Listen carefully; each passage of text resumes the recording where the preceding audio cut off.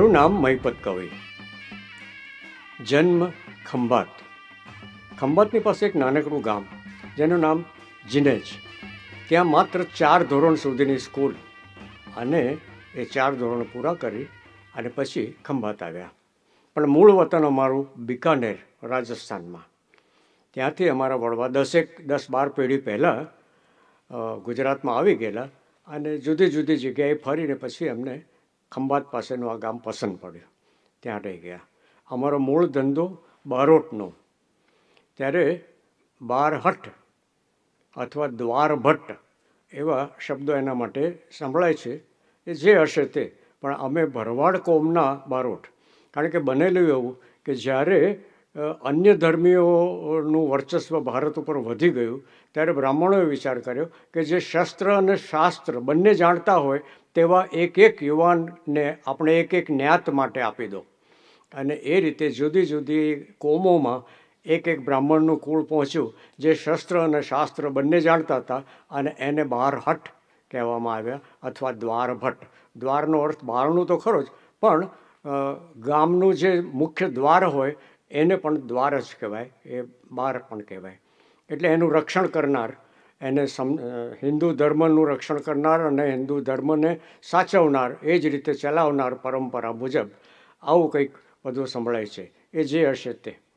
મારો જન્મ થયો 28/3/1931. તે વખતે નિયમ એવો હતો કે 6 વર્ષ પૂરા થાય ને 7મા વર્ષે સ્કૂલમાં મુકાય. એટલે પણ સ્કૂલમાં મુકાય એટલે સગાવાલા બધા ભેગા થાય, ગામ લોકો ભેગા થાય, પછી પતાસા વહેંચાય સ્કૂલમાં અને ગામમાં, અને ઢોલ વગાડતા વગાડતા છોકરાના હાથમાં નાળિયેર આપી અને સ્કૂલમાં પહોંચાડવાનું. આવી પદ્ધતિ હતી. અને એ 7 વર્ષની ઉંમરે અમે હાથમાં નાળિયેર લઈને સ્કૂલમાં ગયેલા. સાહેબોને ચાંદલા કરીને પગે લાગીને એમનો સન્માન કરેલું, અને આ રીતે અમે સ્કૂલમાં ભણ્યા. એમાં 4થા ધોરણમાં સુધી અભ્યાસ કર્યો, 4થા ધોરણ સુધીનો, ને પછી ખંભાત આવી ગયા.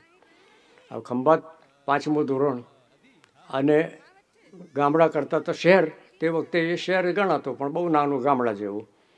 એટલે ત્યાં આગળ નાની ઉંમરના કારણે ખૂબ તોફાન મસ્તી કરતા વિદ્યાર્થીઓ અમે બધા. એક વખત રિસેસમાં એવું બન્યું કે અમે તોફાન કરતા હતા, ત્યાં અમારા સાહેબ આવ્યા, અને ઘંટ વાગી ગયેલો.